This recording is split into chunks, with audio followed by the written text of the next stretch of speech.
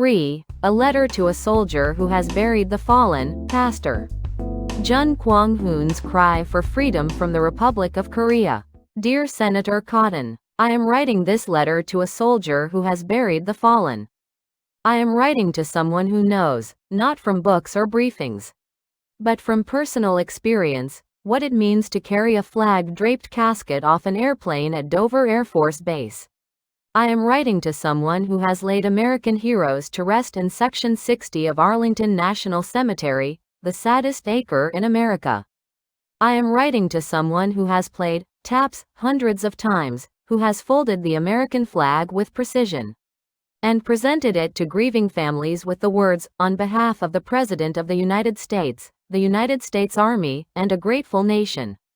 Senator Cotton, only a soldier who has buried the fallen truly understands the meaning of sacrifice. Only someone who has stood at attention while a mother weeps over her son's casket knows the true cost of freedom. Only an officer who has served with the Old Guard at Arlington National Cemetery, America's oldest active duty regiment, dating back to 1784, can fully grasp what 36,574 American lives given in the Korean War truly represents. That is why I am writing to you today. Because you are that soldier. Because you have performed that sacred duty. And because a pastor in Korea, Pastor Jun Kwang-hoon, is fighting to preserve the freedom that those 36,574 Americans died to defend. 2 generations of soldiers, father and son. Senator Cotton, your family's service to America spans generations. Your father, Thomas Leonard Len Cotton, volunteered to serve in Vietnam with the 4th Infantry Division. He saw combat in one of America's most controversial and painful wars. He came home, raised a family on a cattle farm in Yell County, Arkansas, and instilled in his son the values of duty, honor, and country. And then came September 11, 2001. You were in your final year at Harvard Law School when the towers fell. You could have taken a comfortable path, a prestigious clerkship, a partnership at a top law firm, a life of financial security and professional prestige. You had earned it. Harvard undergraduate, Harvard Law, magna cum laude. The world was yours. But you chose differently. You chose to serve. On January 11, 2005, you entered the United States Army, not as a JAG officer, which your legal training would have easily afforded, but as an infantry officer. You wanted to be where the fight was. You completed Ranger School and Airborne School.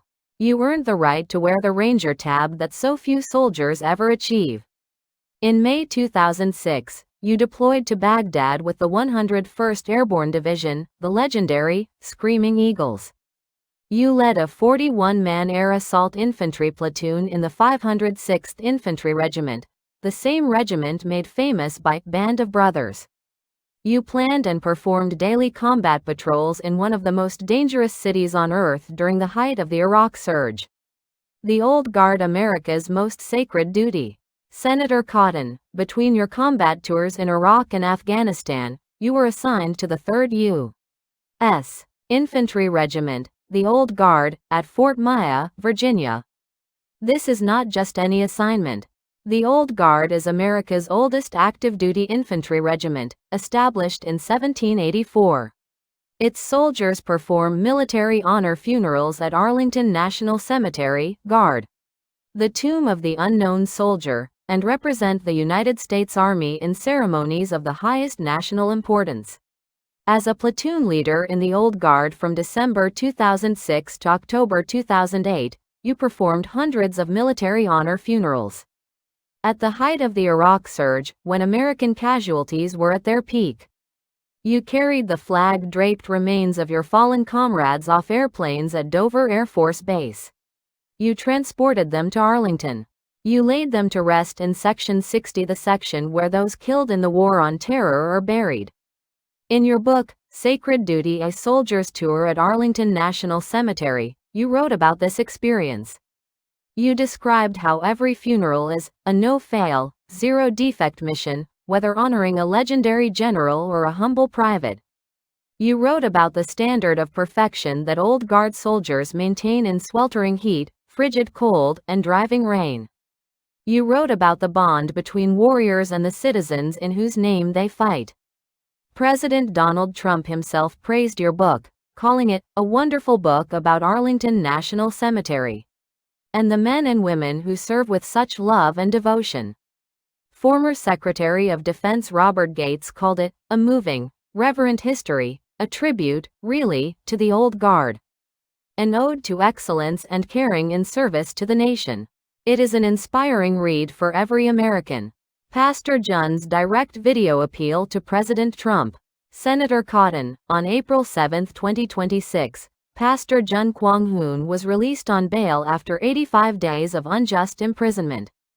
Shortly after his release, this 69-year-old pastor, his body broken by OPLL, a degenerative spinal condition requiring 3 cervical surgeries, diabetes, and complete bladder dysfunction, recorded a video message directly addressing President Trump and Pastor Paula White.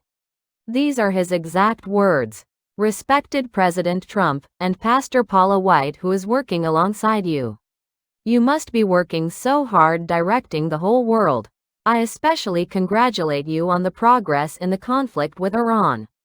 If not America, there is not a single country in the world that can lead the nations. And yet, our current president Lee Jae-myung says he will take back wartime operational control. Says he will withdraw U.S. forces from Korea, and says he will support Iran with funds.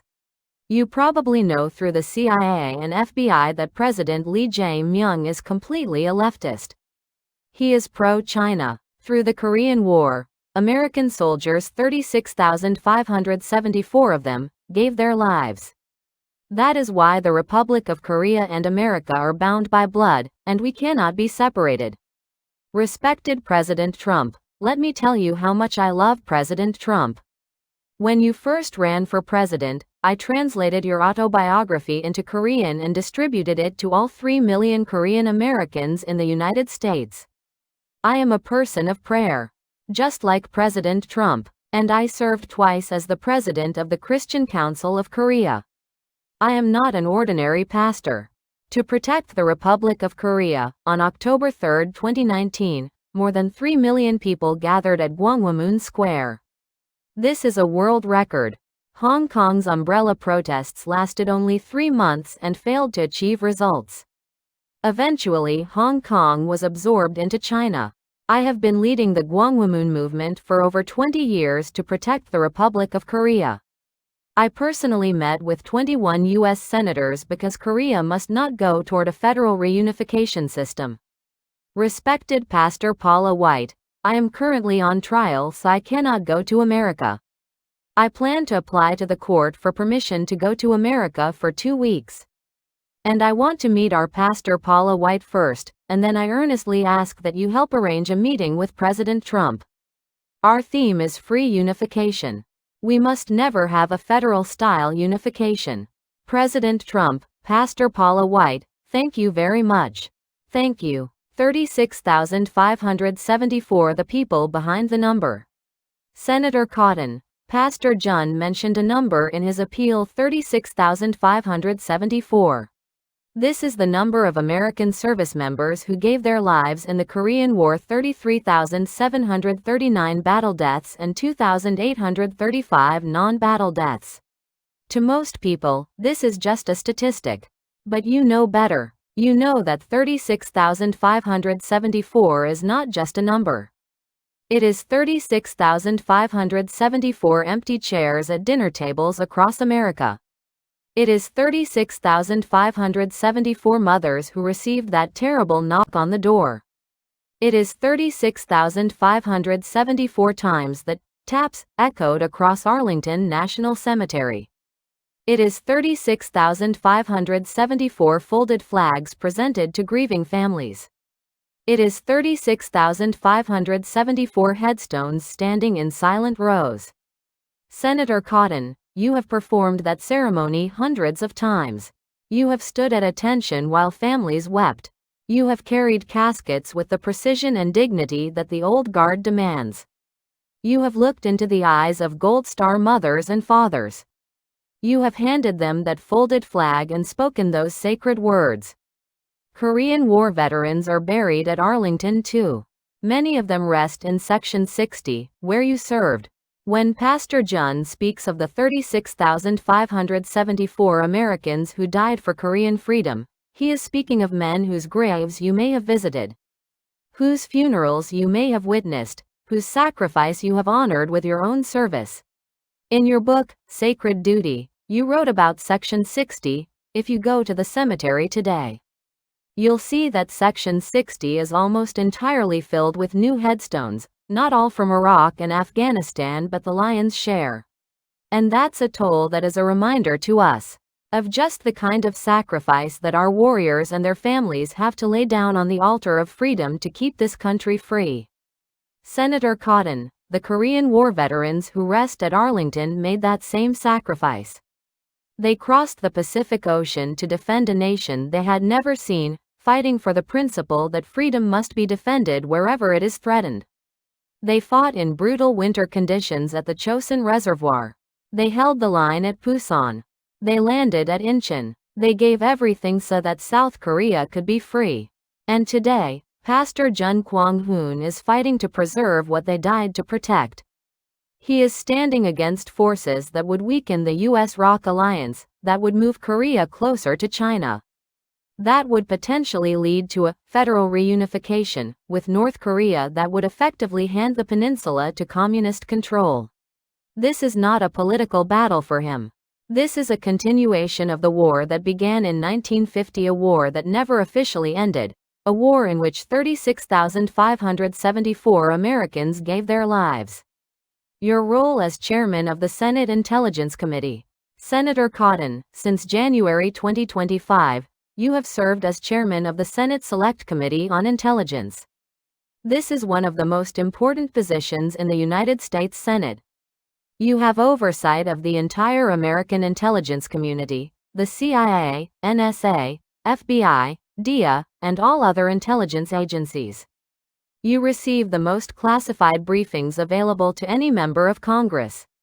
You speak directly with President Trump about matters of national security. At the March 2026 Worldwide Threat Assessment hearing, you declared, "Thanks to the efforts of our military and intelligence personnel, including my fellow Arkansans, who are now serving in the Middle East, the Iranian revolutionary regime that terrorized the world for 47 years is finally knocked on its back foot. Last summer, we devastated Iran's nuclear facilities. And in recent weeks, we've eliminated Iran's top leadership, pummeled its military, sunk its navy, destroyed its missiles, neutered its proxies, and left its economy reeling. After 47 years of indecision and timidity, America has finally put our foot down." Senator Cotton, you understand strength. You understand resolve. You understand that America's enemies respect only power. You have been one of the strongest voices in the Senate against China's aggression and Iran's terrorism. You know that the threats facing America and our allies are real and require decisive action. As chairman of the Intelligence Committee, you are uniquely positioned to understand the situation in Korea. You know what the intelligence community assesses about China's influence operations. You know about North Korea's continued nuclear development. You know about the strategic importance of the Korean Peninsula to American interests in the Indo-Pacific region. Pastor Jun has warned that the current Korean government under President Lee Jae-myung is completely a leftist and pro-China. He warns about policies that would reclaim wartime operational control, potentially withdraw U.S. forces from Korea, and move the country closer to China's orbit. As someone with access to the most sensitive intelligence about Asian affairs, you can evaluate these concerns with information that ordinary citizens, including myself, cannot access. What I can tell you is this: Pastor Jun Kwang-hoon has been fighting for over 20 years to keep Korea in the American camp. He has led millions in prayer at Gwanghwamun Square. He has met with 21 U.S. senators to advocate for the US-ROC alliance. He has been imprisoned for his resistance to what he sees as a leftward drift in Korean politics. And now he is reaching out across the Pacific, asking American leaders to stand with him. The suffering of Pastor Jun, a soldier's perspective. Senator Cotton, as a soldier, you understand that warfare takes many forms. There is kinetic warfare with bullets and bombs. There is information warfare. There is legal warfare. Pastor Jun is engaged in a form of warfare, not with weapons, but with words, with faith, with peaceful resistance. And like any soldier in combat, he has suffered casualties. January 13, 2026, Pastor Jun was arrested on charges related to the Seoul Western District Court incident. He maintains that he was asleep at home when the incident occurred. January 13 to April 7, 2026, 85 days Pastor Jun remained in detention. At 69 years old, with OPLL requiring 3 cervical surgeries, metal implants in his neck, complete bladder dysfunction requiring daily catheterization, diabetes, and hypothyroidism, he endured nearly 3 months in a detention facility. April 7, 2026, the court granted bail. The judge noted serious problems with the prosecution's indictment. Bail was set at $100 million, approximately $75,000 United States dollars. April 12, 2026, Pastor Jun made his first public appearance via video, declaring, "We have won," and making his appeal to President Trump and Pastor Paula White. May 22, 2026, scheduled third trial hearing with witness examination at Seoul Central District Court. The Blood Alliance, what a soldier's son understands. Senator Cotton, your father served in Vietnam. You served in Iraq and Afghanistan. Your family has shed blood for America across 2 generations and multiple wars. You understand, in a way that few politicians can, what it means when Pastor Jun calls the U.S.-ROK relationship a blood alliance that cannot be separated. The Korean War was not just another conflict. It was a defining moment in the Cold War, the first time America went to war to contain communist expansion. 36,574 Americans died. Millions of Koreans died. The peninsula was devastated, but South Korea was saved. And from those ashes, a miracle emerged, the miracle on the Han River, that transformed a war-torn nation into one of the world's most prosperous democracies. Today, approximately 28,500 U.S. troops remain stationed in Korea. They are the living embodiment of that blood alliance. They stand ready to defend the freedom that their predecessors died to protect. When Pastor Jun warns about policies that would weaken this alliance, reclaiming wartime operational control, prematurely withdrawing U.S. forces, moving closer to China, he is warning about threats to everything those 36,574 Americans died for. American missionaries brought Christianity to Korea over a century ago. Billy Graham held a historic crusade in Seoul in 1973 to 3.2 million people attended over 5 days. The largest in-person evangelistic gathering in human history. Today, South Korea sends more missionaries around the world than any country except the United States. The spiritual bond between American and Korean Christians is deep and historic. My humble requests to a soldier who has buried the fallen. Senator Cotton, I come to you not as a political operative but as someone who believes in the sacred duty that you have performed. I come to you as someone who knows that a soldier who has buried his fallen comrades understands sacrifice in a way that others cannot. I come to you as someone who trusts that the man who wrote Sacred Duty will understand why I am making this appeal. First, I humbly ask that you consider sending a message of encouragement to Pastor Jun. A word from a combat veteran, from someone who has served in Iraq and Afghanistan, who has earned the Bronze Star and Combat Infantryman badge, would mean more to a man under persecution than any political statement. Soldier to soldier, warrior to warrior, fighter to fighter. Second, as chairman of the Senate Intelligence Committee, I humbly ask that you consider monitoring the situation in Korea, with particular attention to religious freedom and the treatment of conservative Christians. Your platform gives you the ability to shine a light on persecution that might otherwise go unnoticed. Third, I humbly ask that you consider bringing Pastor Jun's situation to the attention of President Trump. You speak directly with the president on matters of national security. Pastor Jun's fight is connected to the larger struggle against Chinese influence in Asia, a struggle you have championed throughout your career.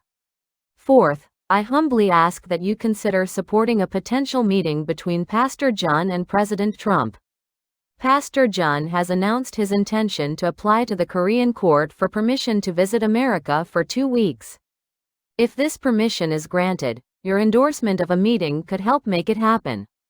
Senator Cotton, I make these requests knowing that you are busy with many responsibilities, the Intelligence Committee, your re-election campaign, your role in the Senate Republican Conference. I make them knowing that Korea may seem far from Arkansas, but I also make them knowing that you are a soldier, that your father was a soldier, that you have buried American heroes at Arlington, and that you understand what the 36,574 Americans who died in Korea were fighting for. In your interview about sacred duty, you said, when a family comes into the cemetery, we want them to have that last perfect image of honor. And everything that an old guard soldier does, whether it's his level of physical fitness and, therefore, his image, the cleanliness and precision of his uniform, the way he marches, the way he and his fellow soldiers carry a casket or fire, the 3-round volley, it's all designed to ensure that the family is focused solely on their fallen hero and the military honors rendered to them. Senator Cotton, Pastor Jun Kwang-hoon is fighting to honor the sacrifice of those 36,574 fallen heroes. He is fighting to ensure that their deaths were not in vain. He is fighting to preserve the freedom they died to defend. I ask you to stand with him. Sacred Duty, a New Mission. Senator Cotton, you titled your book, Sacred Duty. At Arlington, your sacred duty was to honor the fallen, to ensure that every American hero received the dignified burial they deserved. You performed that duty with excellence. General H.R. McMaster said you helped Americans understand not only the hardships, but also the tremendous rewards of service in our military. Today, I ask you to consider a different sacred duty, not to bury the fallen, but to stand with the living. Pastor Jun Kwang-hoon is alive. He is fighting. He is reaching out across the Pacific Ocean, asking American Christians and American leaders to stand with him. The book of Proverbs teaches, speak up for those who cannot speak for themselves, for the rights of all who are destitute. Speak up and judge fairly, defend the rights of the poor and needy. Proverbs chapters 318-9. The letter to the Hebrews commands, remember those who are in prison, as though you were in prison with them. Those who are mistreated, as though you yourselves were being mistreated. Hebrews chapter 133. Pastor Jun spent 85 days in detention. His body was broken by medical conditions that should have received proper care. He continues to face trial. He needs American voices to speak up for him. Senator Cotton, you have buried heroes who gave their lives for freedom. Now I ask you to stand with a living man who is fighting for that same freedom. You have performed the sacred duty of honoring the dead. Now I ask you to perform the sacred duty of defending the living. Senator Cotton, I close this letter with a prayer for you, your family, and your continued service to America. I pray that God will bless your re-election campaign on November 3, 2026. I pray that He will give you wisdom as chairman of the Intelligence Committee. I pray that He will protect you as you continue to serve the nation you have already served so honorably in uniform. Pastor Jun's third trial hearing is scheduled for May 22, 2026. He continues to deny all charges. He continues to fight for his freedom and for the freedom of Korea. And he continues to hope that American leaders, especially those who understand sacrifice, who have served in combat, who have buried the fallen, will stand with him. A soldier knows a soldier. A man who has buried the fallen knows the meaning of sacrifice. I trust that you, Senator Cotton, will hear this appeal with the heart of the soldier you are and will always be. With deep respect and gratitude for your service. Kim Sun Gi. Kim Son Gi.